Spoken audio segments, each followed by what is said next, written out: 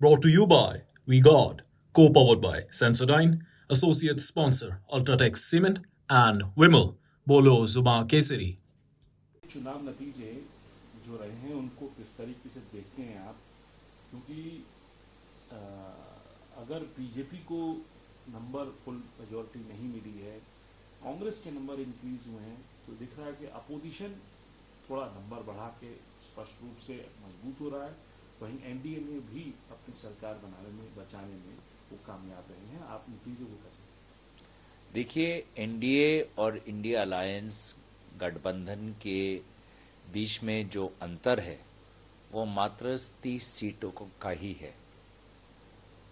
और इस जनादेश को मैं इस प्रकार से देखता हूं कि जनता ने भाजपा को एक नैतिक हार दी है,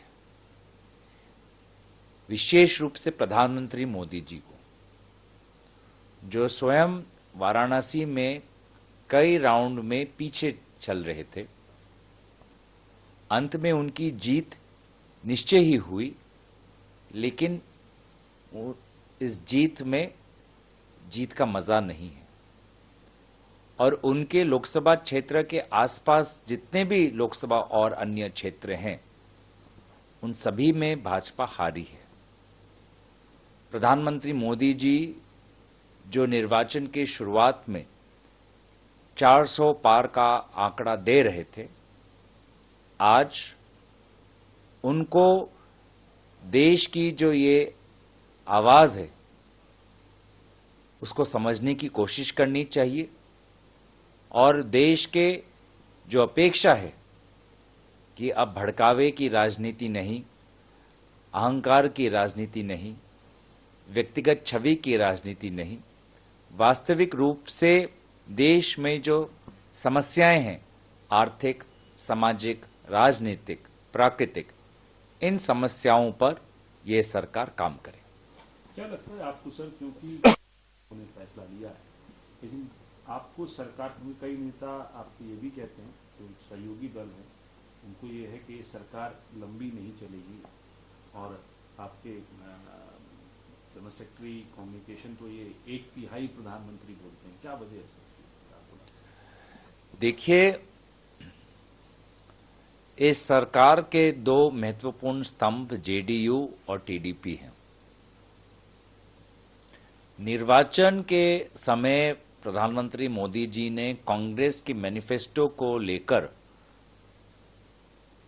बहुत झूठ फैलाया। मैं आशा करूंगा कि वो टीडीपी का भी मैनिफेस्टो पढ़ें। सरकार को ज्यादा दिन अभी तक हुए ही नहीं और जेडीयू अग्निवीर की रवैये पर पुनर्सोच की मांग कर रही है। यूसीसी को लेकर आज सरकार के स्वर में स्वर मिलाकर बात नहीं कर रही। क्या प्रधानमंत्री मोदी जी में वो खूबियां हैं कि विभिन्न दलों के नेताओं की बात सुने, उनसे विचार विमर्श करें, उनसे परामर्श लें? मुझे नहीं लगता।